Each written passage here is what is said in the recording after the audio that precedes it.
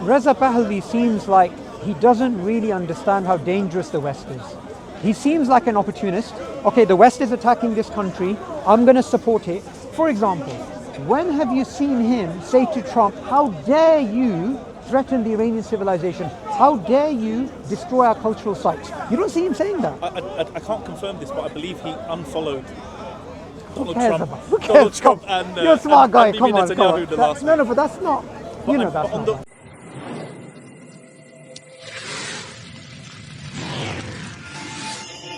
Issue. You started at 1953, but actually Western interference in Iran goes back much further than that. You know, we had pardon me? Russians and the British. Yeah, of course. Yeah, the Russians and the British fought over Iran for There's a great game. Yeah, long of course, period of of time, course. over the course of the last 200 years. Absolutely. Large Iranian territories were annexed, were absorbed into the Soviet Union, for example. 1953, yes, I hear what you're saying about the democratically elected government, but there's nuance to that as well. Mossadegh was presented to Parliament by none other than Mohammed. He was already a popular figure, I grant that, but he was presented to Parliament for their approval by the Shah. Right. So the Parliament was democratically elected, and they, as representatives of the people, approved Mossadegh as the Prime Minister.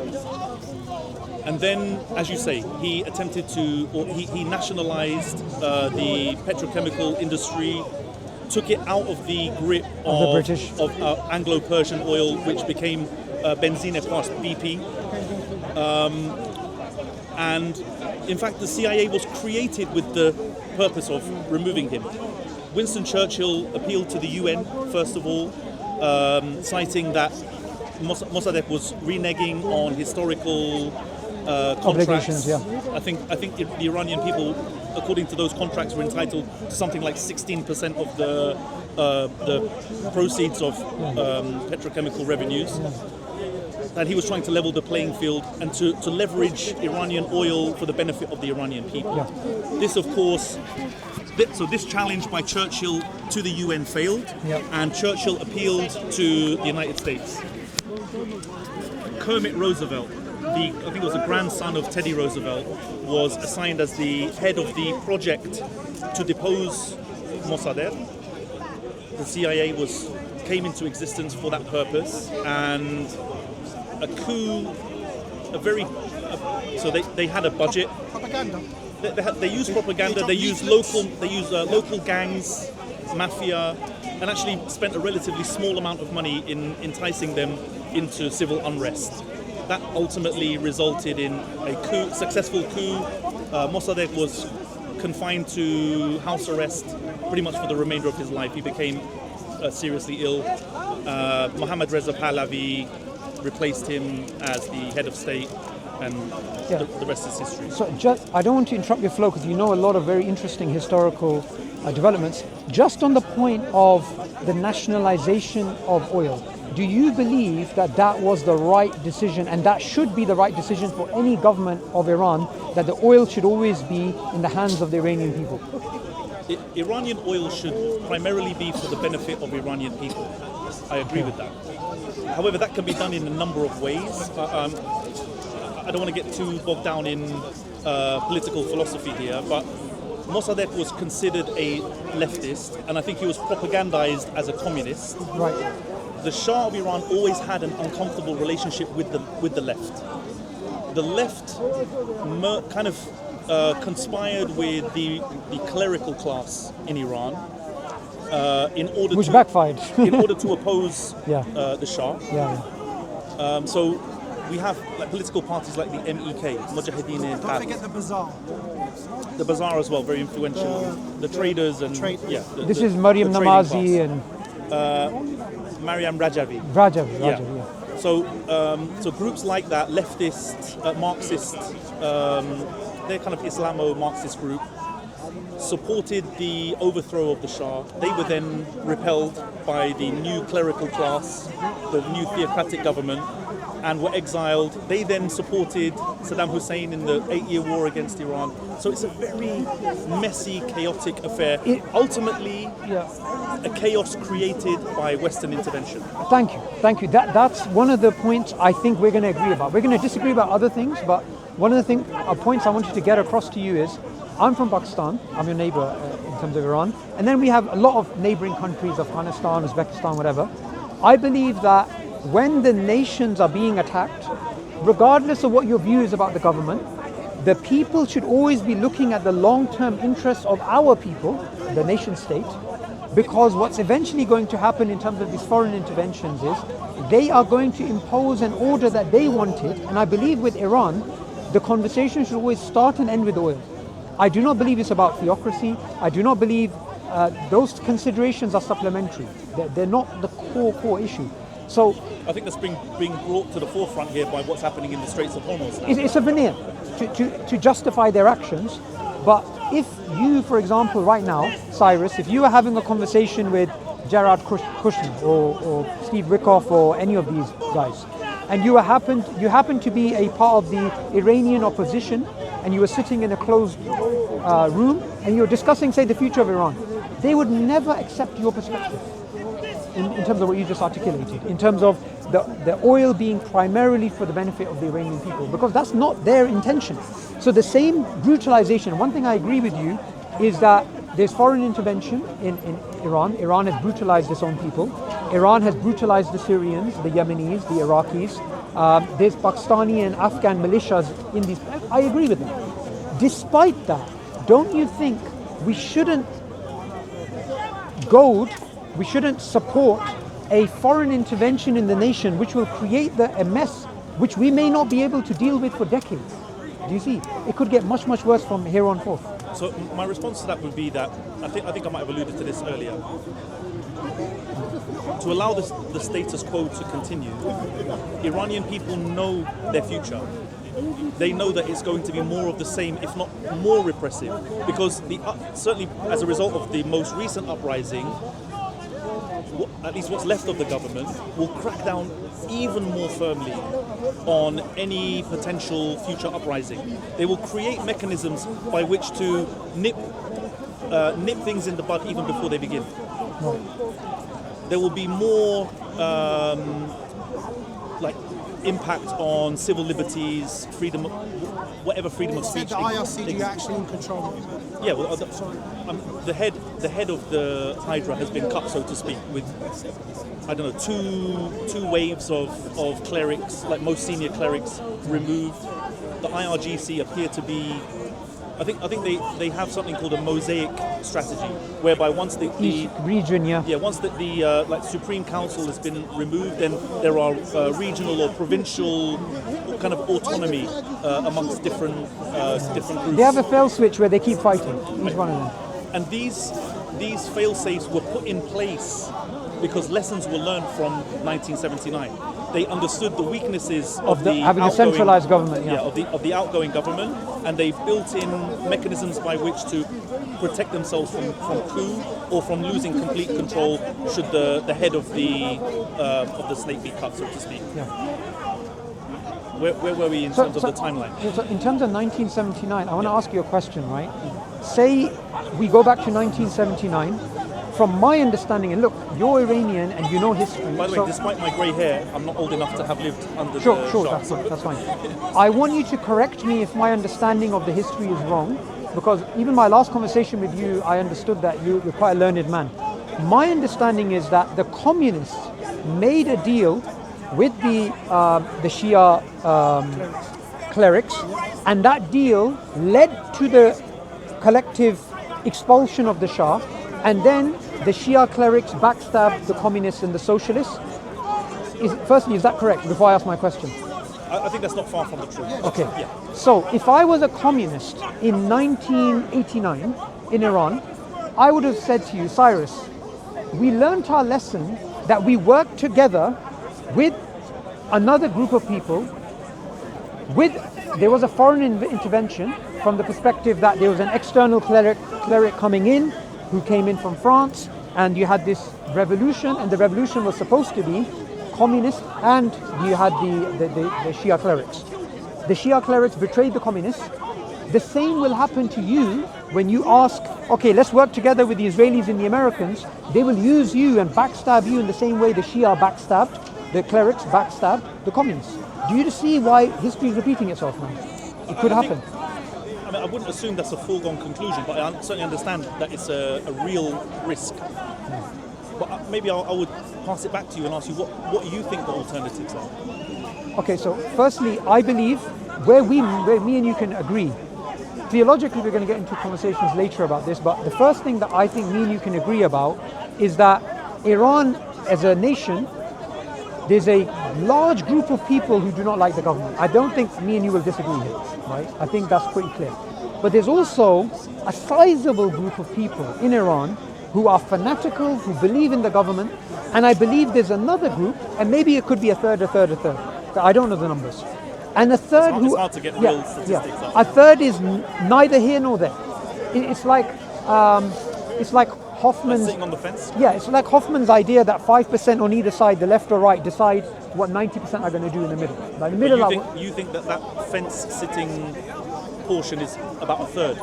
I'm assuming. I don't know because I don't think we have the numbers for it. My question to you would be: right now, we cannot say that there is. We can definitely say there's no agreement amongst Iranian people about. There's no consensus about the government. Definitely, they don't like the government. But there's no consensus about this war either and what's going to come. I do not want Iran, because look, I'm a well-wisher to you, I'm a well-wisher to the Iranian people. I do not want Iran to become into a Libya. Because look, the Libyan people were not happy with their government.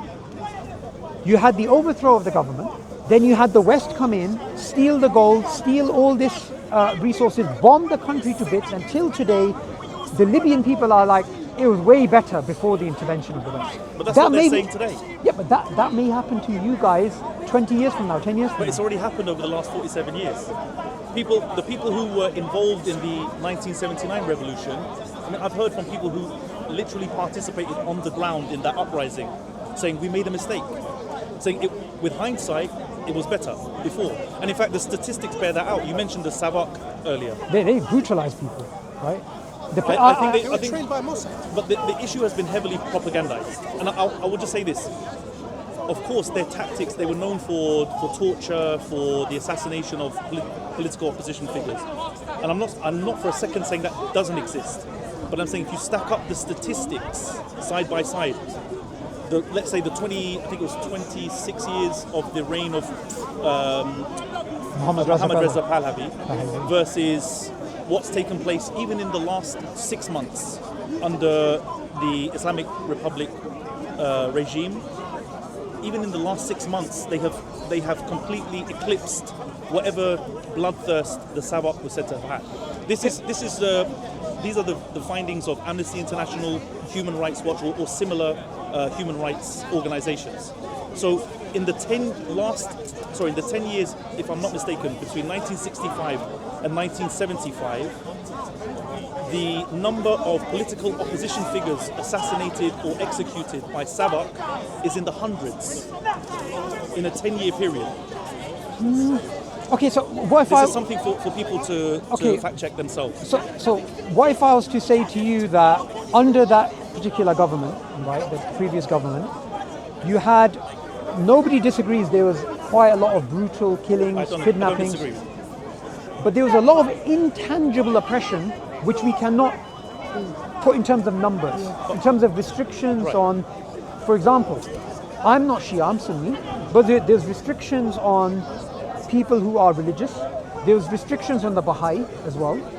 They weren't egalitarian liberal Democrats the way that they portrayed. Raza Muhammad Pahlavi, in one interview, I could be wrong about this in terms of his broader philosophy, it sounded like he was very critical of the Zionist entity as well. He was critical of the Israeli lobby in America as well. It's almost like when I hear... He was critical of that and critical of the Palestinian struggle. Okay, I didn't know about that. There are interviews where he said so explicitly. Okay. So it's not... It's a much more nuanced issue than people tend to portray. Sure, but would you say that those guys in Los Angeles who are supporting him, and you see them on YouTube, you see them making all these videos, the way that they portray Iran before 1979. Like, I'll tell you, my grandfather, he drove in the 1970s from London to Pakistan, and he drove through Iran. And obviously he loved Iran, he loved the Muslim world. He told me Tehran was like Paris, and the rest of Iran, other places, poverty. That was one of the contributing factors to the revolution, right? So as a neighbor to Iran, as a Pakistani, I would advise yourself that, you need to look at the Zionists do not have your interest at heart. The Americans do not have your interest at heart. It's already happened in history where they overthrew governments, they interfered, they stole oil, they did all these things. A lot of the brutalization of the Iranian people was done with American help. And even Israel was selling weapons to, I think, both sides during the Iran-Iraq war, from my understanding. But do you understand my concern? But I want to just seize upon some of the wording you used there. Sure. I agree with you. America doesn't have the interests of Iranian people at heart. Israel doesn't have the interests of Iranian people at heart. But the one government that should have the interests of Iranian people at heart is the Iranian government. Right. And that's the issue. So it doesn't matter whether America or Israel has the interests of Iranian people at heart, because they're not our government. But if our government doesn't have our interests at heart, they have to go. Now, we don't get to choose. Iranian people don't get to choose where the help comes from, unfortunately. And I would argue that if they had the choice, who knows, maybe they'd ask Switzerland and New Zealand to help. But that's not a realistic prospect. Instead, Donald Trump, who, we can argue till the cows come home about some of the crazy things that he says, the rhetoric. But if the help isn't coming from anywhere else, beggars can't be choosers, unfortunately. So just on that point, and this is something I'm not sure about, but it's an idea I've been thinking about recently. It's almost as if by Israel and America attacking Iran in the way that they've done, they've almost emboldened the government and increased its support by attacking cultural sites, by killing civilians, by threatening Iranian people writ large, and also not making a distinction between Iranian people and the Iranian government.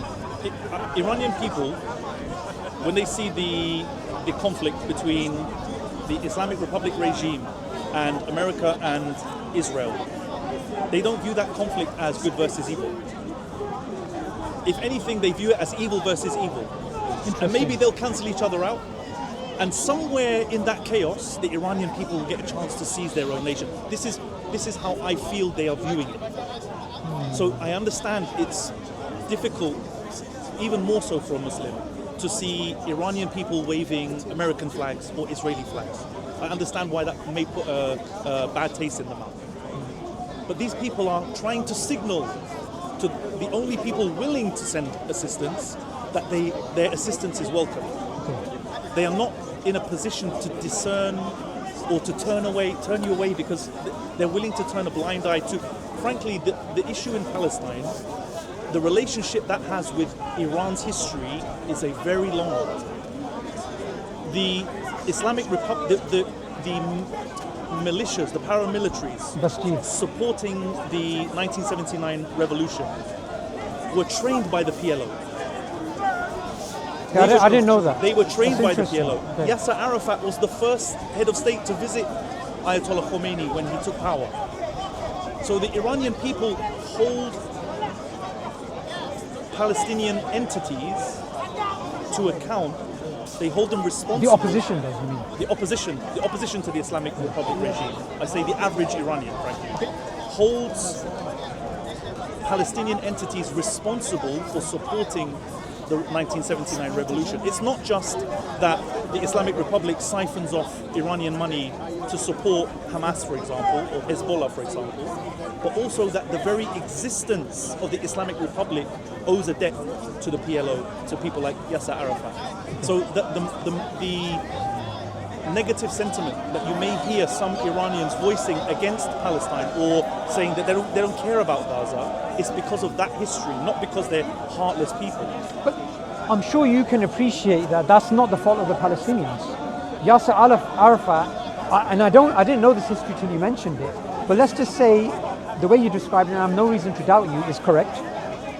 even from that perspective, it makes no sense for them to hold such a pro-Zionist position and cheerlead the attack on Palestine like they did, which is very strange for people who claim that they're oppressed as well. And by the way, a lot of the, and this is what I find as a contradiction, a lot of the the anti-Iranian government and pro-America, pro-Israel attack on their country, they happen to be coming from the lefty camp, which is traditionally more pro-Palestinian. So it doesn't actually make sense. Sorry, repeat that again? Like I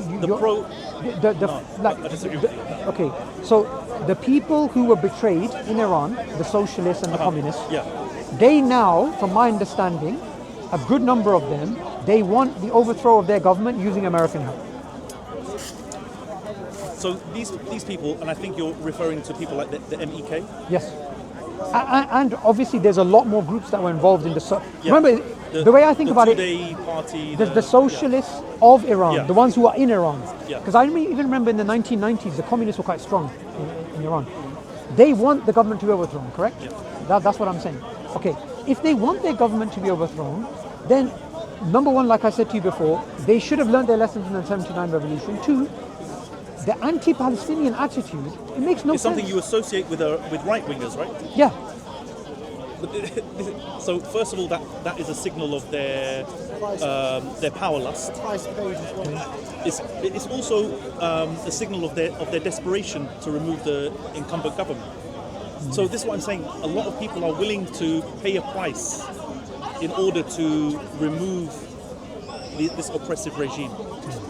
And it may seem, as from the perspective, while viewing these leftist groups, that they're willing to adopt a position that would typically be that of their opposition in order to secure the overthrow of this government. And they are waiting in the wings as opportunists, hoping to exploit a power vacuum in Iran, which I expect the average Iranian to fill, and I expect them to fill it with support for Reza Pahlavi. I say expect, I mean, not hope necessarily, I just, based on what I've heard about the popular support in Iran and outside Iran, I expect that people will veer towards Reza Pahlavi.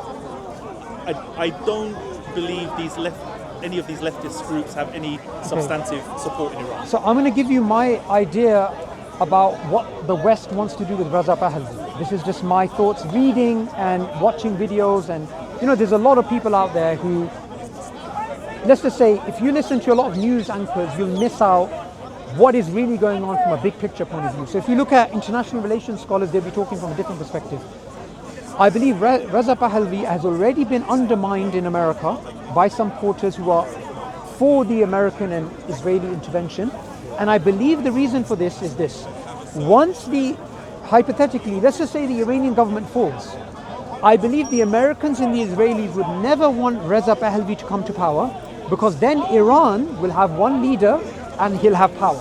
I believe they want a Libya-style model. They want chaos like they did in Syria. So this is why you'll also find like Giuliani, the former mayor of New York, and others who will attack Reza Pahlavi, and even Trump said negative things about him. So I think you're mistaken in thinking that, one, he'll be accepted by Iranians. I think a lot of people will see him and his father as a traitor. Two, if there is an overthrow of government, I think it's not in the interest of America and Israel for Iran to have one leader, because they won't be able to steal the oil, they won't be able to control the Strait of Hormuz, they won't be able to cut the supply lines to China. Do you understand what the risk is here? I understand what you're saying. There are a number of narratives surrounding Reza Pahlavi. Would you first concede that, at least from the perspective of the diaspora, he is by far and away the most popular opposition figure? By the diaspora, okay, so this is where I disagree with you. If you say the opposition diaspora, then we can get somewhere. Because the perception is the diaspora writ large supporting him. I don't think that's the case. I'm sure you've seen footage and reports of the pro-Pahlavi demonstrations in the diaspora. They're here, I've been there. Yeah. Have you seen the counter protests? The Palestinian ones and the lefties. The ones that are opposed to Reza Pahlavi, let's say. I haven't seen them in person, but I've only heard that there's Why do you two think you groups. haven't seen them? No, I mean, I haven't been in those protests. That's what I mean. I've seen what small counter-protests there have been, and typically they're waving Palestinian flags and Islamic Republic flags. I've seen interviewers going into those crowds, going from one person to the next. Are you Iranian? Are you Iranian? Are you Iranian? No, no, no, no. There are barely any Iranians amongst them. In fact, from what I've seen with my own eyes, maybe 10% of them. Now, if you go and see the pro-Pahlavi or the pro-revolution protests, it's almost exclusively Iranians. So let me pose this to you. I haven't seen in physically Iranians say the things I'm saying, but I've seen online the reaction of anti-government Iranians while this war was going on, after Trump threatened the power plants and he threatened civilian infrastructure, all of this. Some of them saying like, don't do this, don't attack. I disagree with that too. Yeah. And also what you'll find is that there's almost like a picture the West is painting, like the Iranian people all hate the government. And I think that's just not true.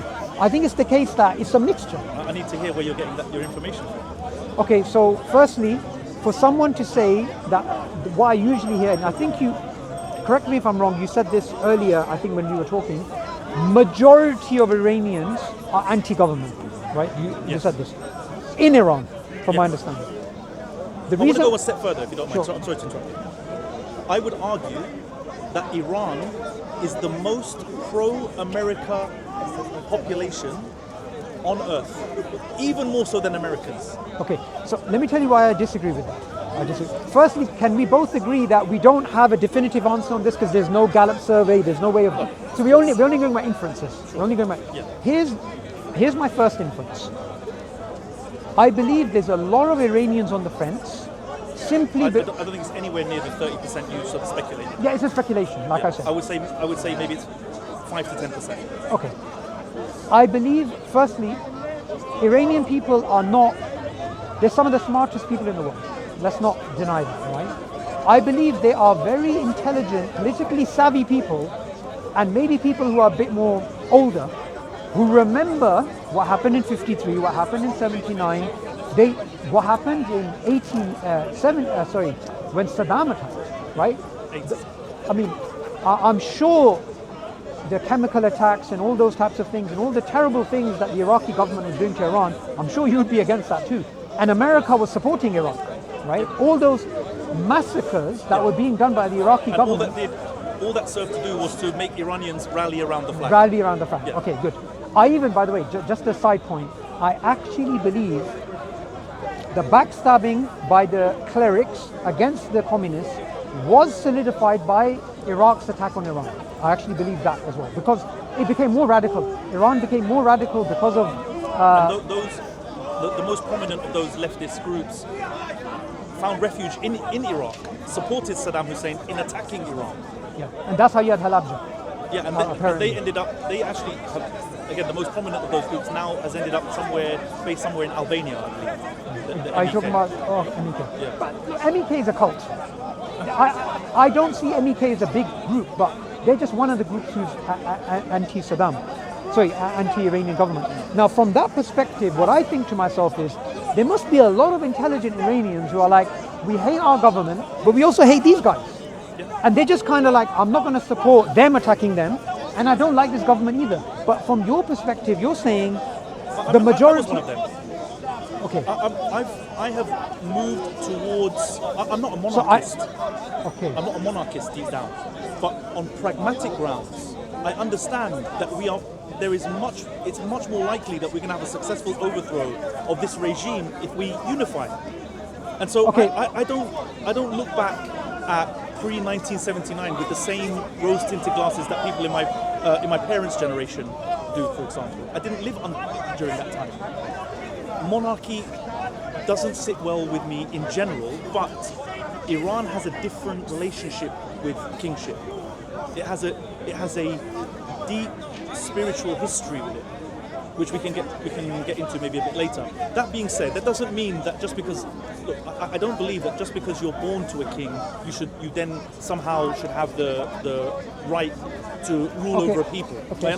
I feel that to be a ruler, one must do so on merit. One must demonstrate the virtues, the characteristics befitting a ruler. And also, Reza Pahlavi seems like he doesn't really understand how dangerous the West is. He seems like an opportunist. Okay, the West is attacking this country, I'm going to support it. For example, when have you seen him say to Trump, how dare you threaten the Iranian civilization? How dare you destroy our cultural sites? You don't see him saying that. I can't confirm this, but I believe he unfollowed Donald Who cares? Donald Trump and you're a smart guy. and Come Bibi on, Netanyahu the last no, week. but that's not. You know that's But not. on the world diplomatic stage, that's for someone who doesn't have any real power at this point. That is a statement. Would in you and of agree he's a itself. puppet? Right now, as it stands currently, he's a puppet. You mean in terms of how he's been instrumentalized by America? Yeah, I mean, and I was Israel? going through his Instagram, right? The number of views on those videos in Farsi, they almost exceeded, like, we're talking about tens of millions of views, and even the way that he's plastered everywhere, he's pushed everywhere. He's not a smart guy. He's not articulate. His father, look, I don't agree with his father, but his father was pretty shrewd and pretty clever, right? I don't find him inarticulate. I don't know what his, I don't know what his level of education is. Okay, let's put it this way. From what I've seen of him, what would He speaks fluently in several languages, and he speaks eloquently in all those languages. Maybe I don't understand Farsi, but the way that he comes across in terms of his narrative, I believe his narrative is incoherent. What's his? Okay, you summarize for me his narrative, and I'll tell you why that doesn't make any sense. By narrative, what do you mean by narrative? So his thing is, okay, number one, he claimed, his team claimed, I've forgotten the number exactly, 150,000 supposed people in the Iranian army are with him. Did you hear about this? I've heard this. I've heard that. Okay, come on, that's BS. That's just BS. Like that makes, do you know how, like, imagine if in this country you had 150,000 British soldiers who hated the government and they were ready they had allegiance to a foreign person, right? I mean, We've had civil wars in this country. No, we've had, but come on. Number one, where did he get that statistic from? Number two, people remember his father, they remember Sadat, they remember the crimes. Yes, they hate their government, but it just doesn't make any sense. I think you seem disproportionately preoccupied with the sentiment of Iranian people towards Sabah, and I think that's an overstatement. I've seen. And I'm just talking. Sure. Sabah is not okay. For example, I speak to my mother about this. She grew up under the government that of which Sabah was a part. She's not even conscious of. Sure. If you don't mind me asking, was your mother in Tehran or in these other cities? In Abadan, in the petrochemicals hub of Iran. So during the Savak reign, and my father was from Nishapur. Nishapur is very famous, yes. of course. For example, when my grandfather my father served in the Shah's military. Okay. So when in the 1970s my grandfather described to me the discrepancy between the rich and the poor, the massive chasm that you have, which naturally leads to the haves and the have-nots and hatred. Sure. Clearly that's oppression. If you look at how rich Iran was and the fact that majority of the What do country... you think is the situation today? No, by the way, I'm People not... pay pennies to fill up their fuel tanks. Okay, Yet they still can barely afford the other essentials of life. Sure. So of course, there is a financial elite in Iran. They're kind of located in a specific segment of Tehran and some other cities, but largely speaking, most Iranian people are struggling to make ends meet. Okay, sure. Let me just tell you something that we agree about. I believe the Iranian... I believe... Because of sanctions as well. We can talk Look, about that. I think me and you are going to agree here. The Iranian regime is evil. I do not disagree with you there. They've oppressed their people, they've killed their people. Is it 40,000? I don't know. I don't know if that's the right number.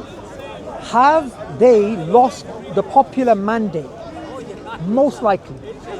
However, do they still have a mandate with a fanatical group of people in Iran? I believe they do, maybe a third. I believe that's fragmented.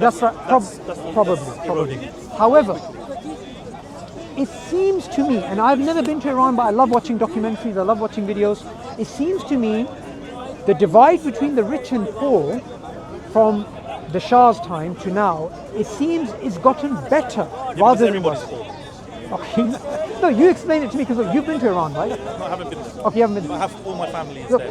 what I don't want to do is, I don't want to challenge something that you've had first-person experience with, but you tell me the way that the Shah ruled, the rich were getting richer and the poor were getting poorer. That's undeniable, right? There was a chasm between the haves and the have-nots. It's like Nigeria, probably worse. I don't have first-hand. I've been to Nigeria. It's like, I can only speak for the people. I prefer just to speak on behalf of the people that I know, the people I've spoken to on the ground. So my mother's upbringing, which came, my mum left, both my parents left Iran prior to the 1979 revolution. So they were not exiles or refugees directly as a result of that, but they remained in the UK and never returned. My mother lived in a relatively affluent area, full of foreign economic migrants, people working in the region, and my father grew up in a very, very modest setting. I mean, walking kilometers to school every day with no shoes. But I've only ever heard from him, he's not with us anymore, but I've only ever heard from him good things about the experience of growing up there. Yes, life was difficult, they didn't have, it was his dream to have a bicycle, of all things. But I never heard him speak about economic conditions in a gravely negative way. sure.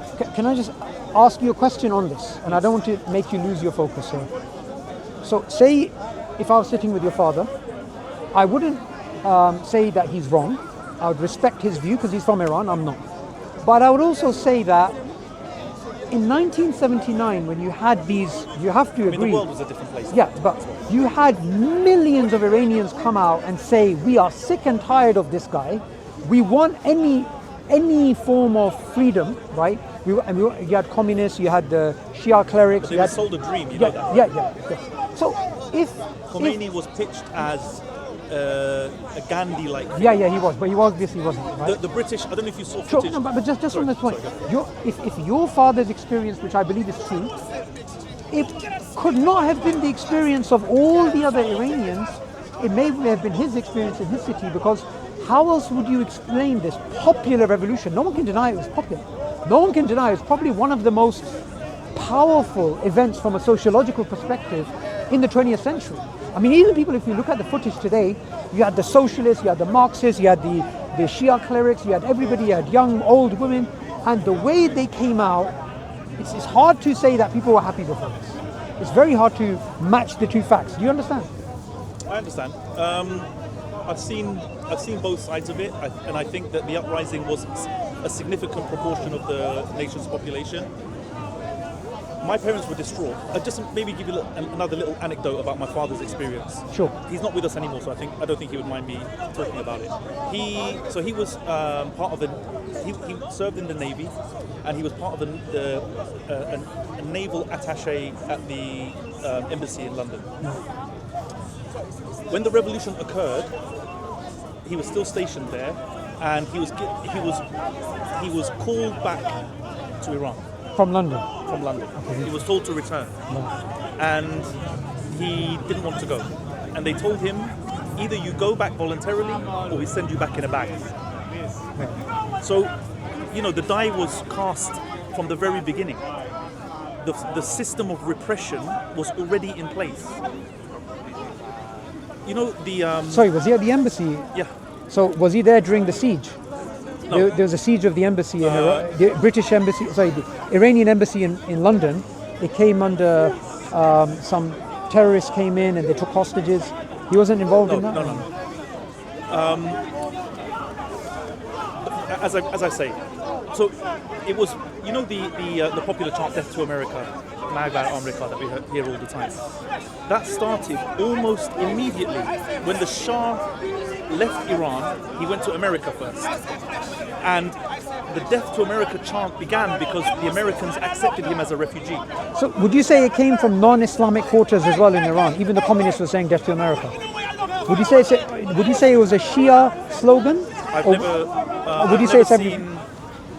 I've always seen it chanted in a religious context because they were always. So the theological terms have always been invoked, like the Great Satan. The Great Satan. So I've never been able to detach the two. I've never been able to detach the chant from the. But if you look at the ideology. crowds, a lot of people in the crowds, a lot of the women in the crowd are not wearing hijab, and you can see that a lot of secular people, and they're still saying death to America. The thing is, Right. some of my views about this are controversial. Probably wouldn't even be suitable for broadcast. To be honest with you, in terms of Sure. who some of these women are Right. that are being presented to the camera. Oh, it's not really presented. These are mass demonstrations. Look, this is before the time of AI. Yeah. This Are you talking about 1979? 1979. Where Yeah. women were not wearing. From what I remember of seeing of the as soon footage, as- everybody's saying death to America. But as soon as It wasn't just a religious chant, from my understanding. They hated America and what they did in 59, 53. 53 led to 79. Would you agree with me? I think these things are all linked, and I think there are much earlier events that led to 53. So, for example, how the Pahlavi dynasty came to power was part of the story that led up to 53. Okay, fine. So, it depends how far back you Okay, want so, to. so going back to your father, he was personally threatened, you said. Yes, from the get-go. Okay, fine. And What? so my point was, my view, the whole the hostage crisis in Iran, the American embassy crisis, the hostages were taken in order to secure the recovery of the Shah from America. So they made an ultimatum saying to Jimmy Carter's administration, saying either you return the Shah to us so that we can deal with him ourselves, or we will keep these hostages. What if I was to say to you, because there was an alliance between the communists and the Shia clerics, if the communists took power instead of Khomeini, they would have done the same thing. I believe to get Shah back, they would have taken over the embassy. Communists, as you know, they could be brutal in terms of their tactics, the ends justifying the means. Yeah. So what makes you I wouldn't think? support either of No, those but outcomes. so a lot of this rhetoric which is said, oh, they did this in 90. Well, the thing is, even if all Iranians were Christians or another group or Zoroasters, right? We're going to get to theology later. I believe they would have done the same thing because of America's involvement. And from an international relations perspective, it was a disaster.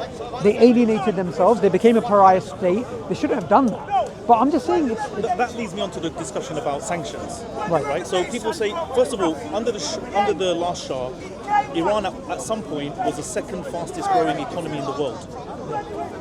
But there's a rich-poor divide. Of course, the trickle-down effect had not yet taken root. I admit Shah to in that. his, And the yeah. Shah himself became Super rich. indulgent. He became ostentatious.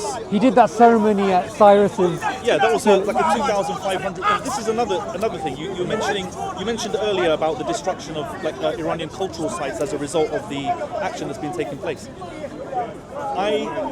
Maybe you gathered this from previous conversations. I have a deep affection for Iran's ancient history. Because you're Zoroaster. You follow. Not just for that reason. I just think there is a huge depth and breadth to Iranian history.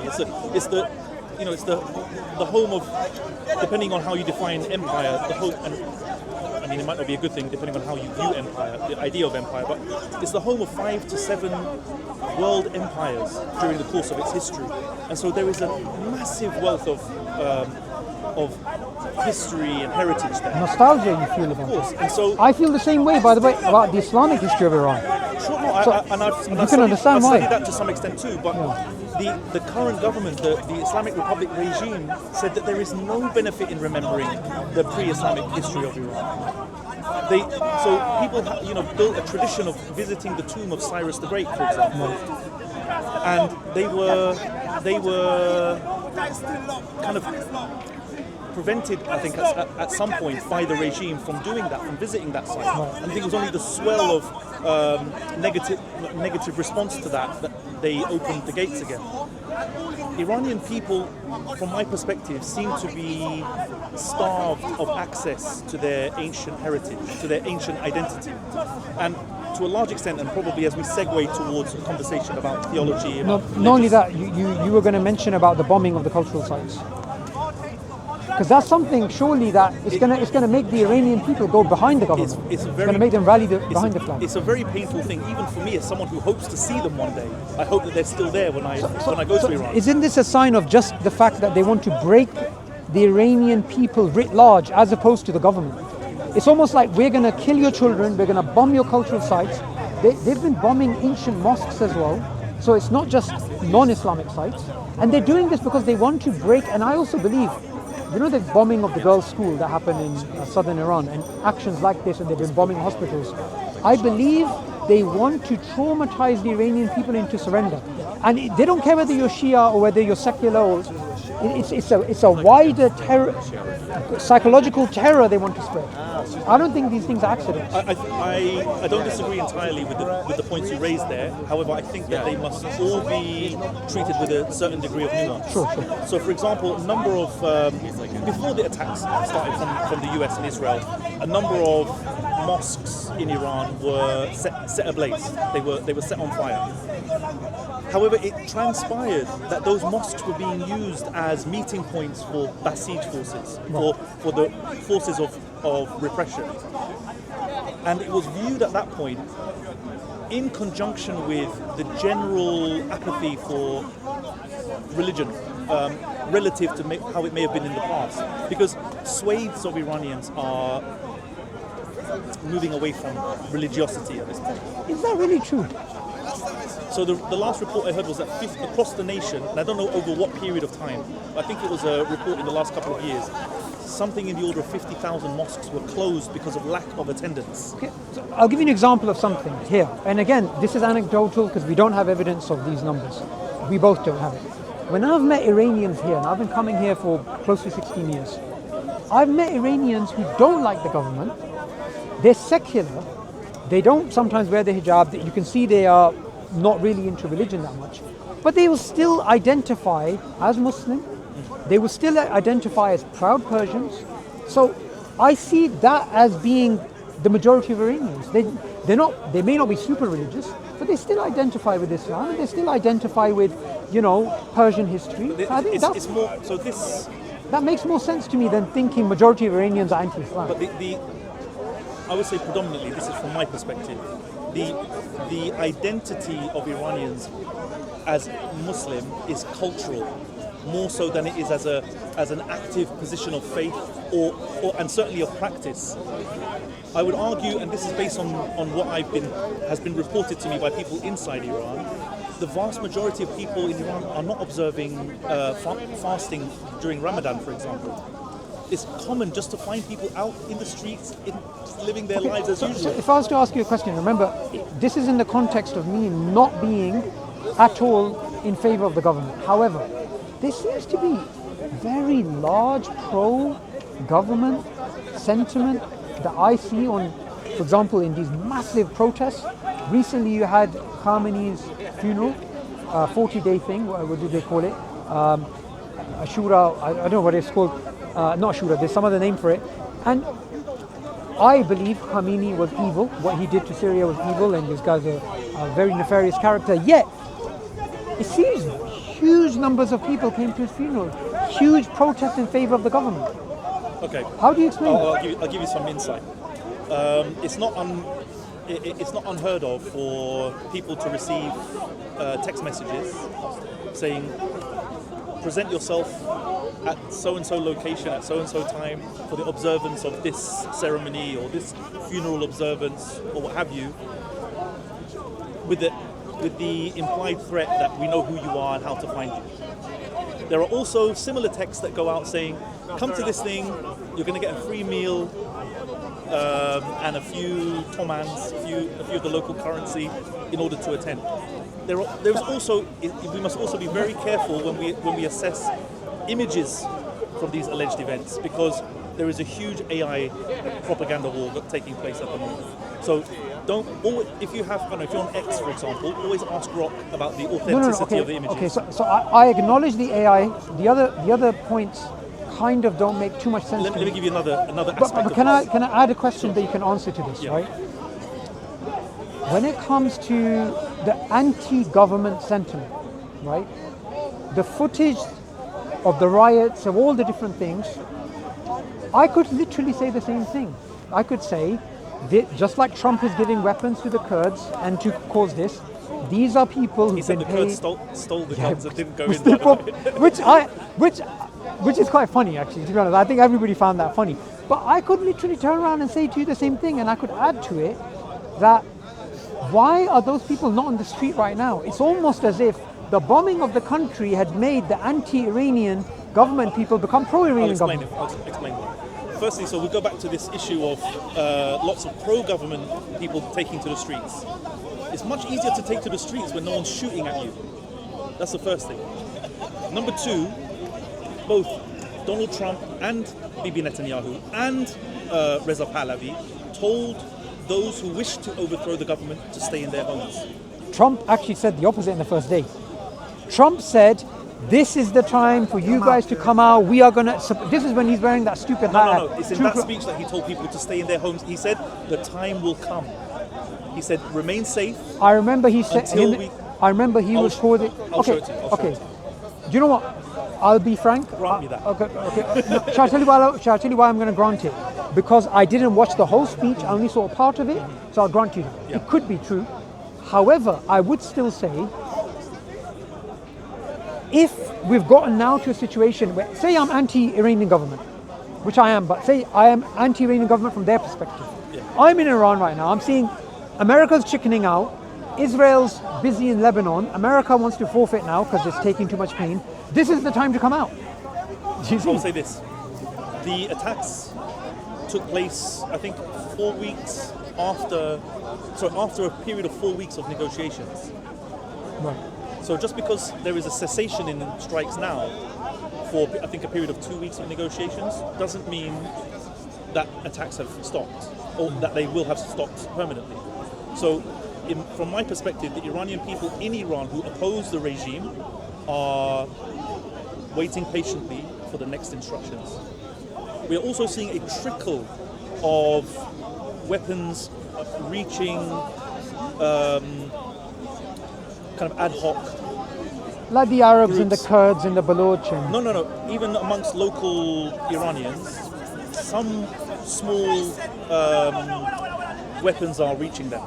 We've seen a few videos where they've driven up to checkpoints or to IRGC vehicles and